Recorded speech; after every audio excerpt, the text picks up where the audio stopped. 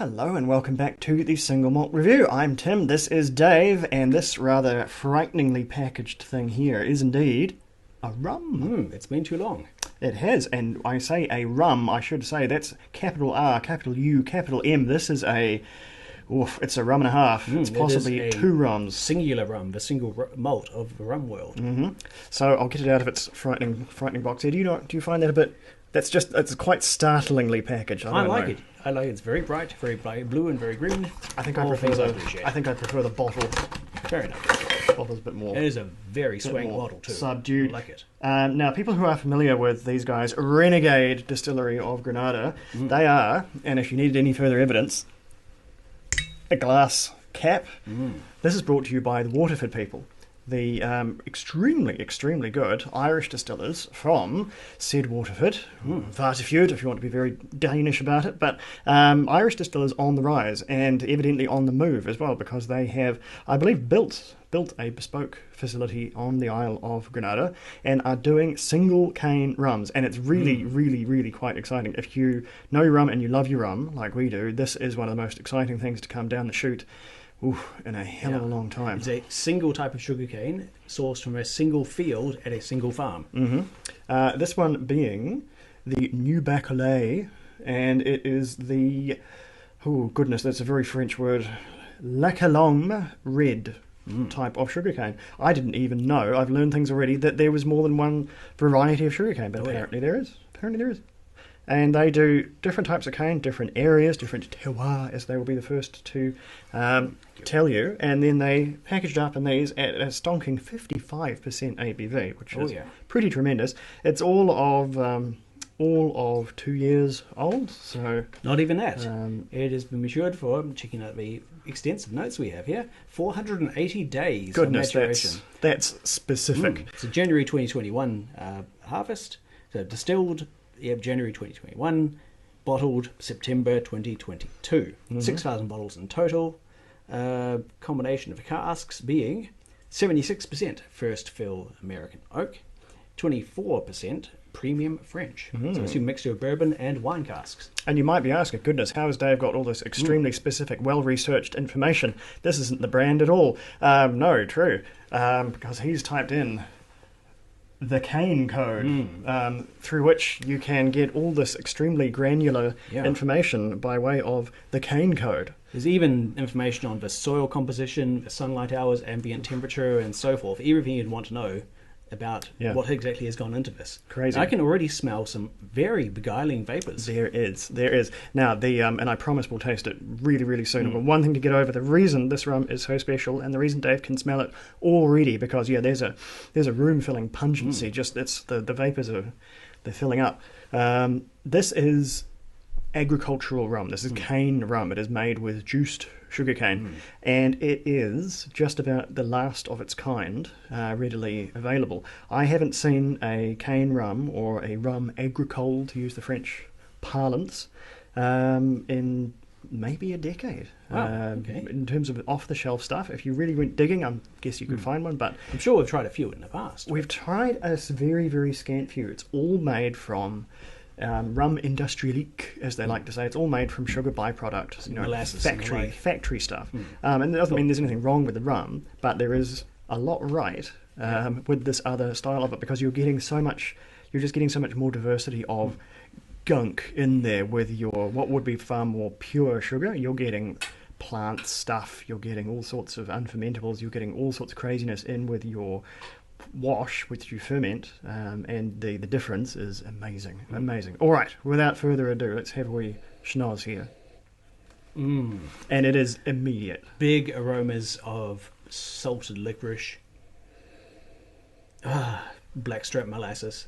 Yeah, there is. Despite being made from sugarcane rather than and there's molasses. It might be different rum, but it's sure as rum. There's no getting away from that. The sugar is enormous, but there is this absolute green pungency that comes through that makes it really special, and it's it's difficult to really break down into properly codified tasting notes. It's just it hits you with such a force. I'm going to look at the nosing notes on this. Yeah, what do they suggest? All right, Devon's description: tells us have a vibrant and honey gold appearance. Certainly agree there. That is a very rich colour for barely a year and a half of maturation. On the nose, a bountiful cornucopia of fruits, both fresh and dried, leap joyously from the glass in the harmony of cane and oak. Goodness. Thanks, Devon. Goodness, you even get to know who wrote the tasting notes. That is the true power And I of am the picking cane up on code. there's some pineapple there, which I was not picking up before because of the intensity of that salty licorice. I find, as much as this is quite herbaceous, quite fruity, and as you say, quite spicy, licoricey on the nose, it takes quite a mineral turn on the palate as well, and it's cleaner than you might think. Oh, I'm going to dive in at full strength and see what happens. Because it smells like it should taste pretty grubby, but it doesn't. Ooh, that is syrupy, treacly and rich. But there's a clarity to it. Golden syrup. Yeah, it's definitely all the flavours orbit golden syrup very, very, very closely. That's definitely the centre of the dance there. I'm getting prunes and dates for the fruity aspect. The fruit kind of re-emerges in the finish, I find, and the finish just goes on and on and on. Obviously, 55%, that's going to need water eventually. Oh, this is perilously full, Dave. Oops, I am going for a second sip at full strength, though. Ooh, there we go. Maybe one more. There we go. So now we're down in... That finish is truly a gift that keeps on giving. It just keeps going and evolving. And long after the rum's actually left your mouth. That really loosens up the nose, and we're getting some of that mineralness coming through in the nose now. It's made the connection. There's a flinty and quite a sulphury... Yes. There's almost a bit of a Ben Nevis-y sulphur twang on the nose now. And sulphur is one of those things you'll be getting from through from fresh cane, which you won't be getting through molasses or other byproduct. That will be refined out of the process. But here, you're kind of getting everything. So definitely a big sulphur whack here. It has mellowed out the spices and the fruits, brought them more into alignment. I think it's better with that water. No cloud, funnily enough, but it could just be that it's too young and it hasn't really picked up a lot of oils and goodnesses from the cask. Now the tasting notes. For on the palate, it's stunningly deep with dried fruits, dark raisins and prunes, alongside golden sultanas, entwining with vibrant cane and the sweet spices of French and American oak. Certainly. A finish that is long, silky smooth, and fading away. Fading away.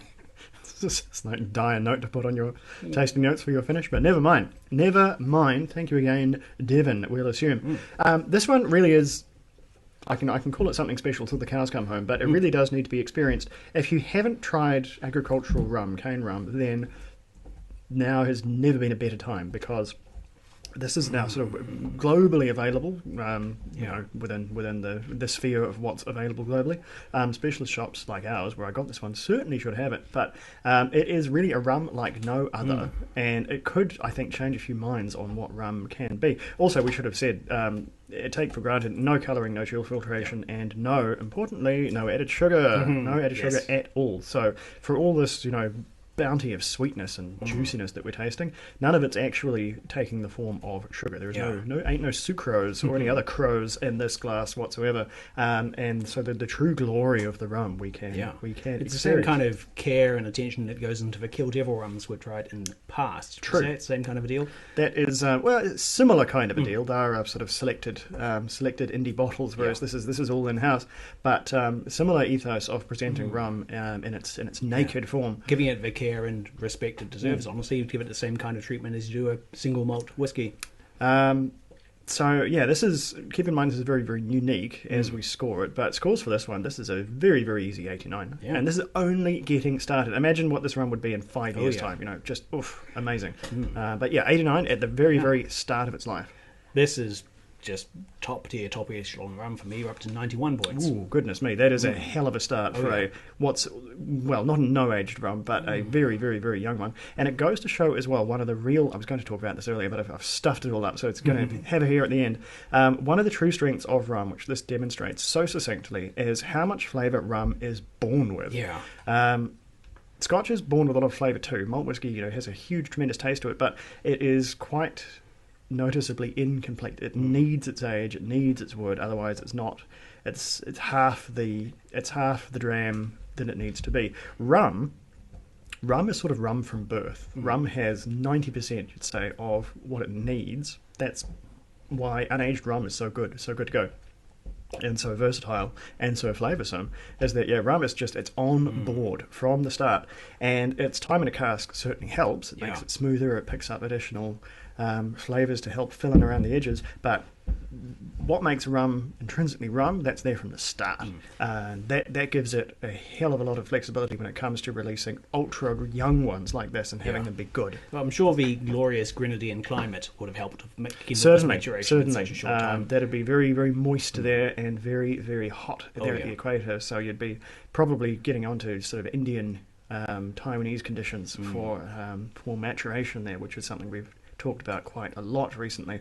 So yeah, really, really, really excellent stuff, exciting stuff, and different stuff. So I really, really hope to see more of it from what are they called? Renegade Rum. How do the prices compare to the likes of Kill Devil or comparable quality Scotch? Way cheaper. Cool. This is a almost no age statement. Well, it is a no-age statement. Almost non-aged rum, and it knows that, and so that's the game it's playing. Nice. They are considering the strength. You'd be looking at maybe twice as much for a bottle of Kill Devil. Wow. This one is priced to move, and I hope it does. So yeah, hoping we get a second allocation of this one. I have to go and make a purchase soon. Yeah, there was a few worries when this came in and the corks were popped, and it was just as pungent as it was. There was some fears that the public might be too afraid, startled by the box and startled by the content. But no, I think it's proved very, very popular. I've certainly done my bit to make it go away. Deservedly so. And yeah, so I'm hoping to see just that much more from Waterford's Caribbean bent here. So anyway, check it out for yourself if that sounds interesting, and we will be right back very soon with something else. Sludger.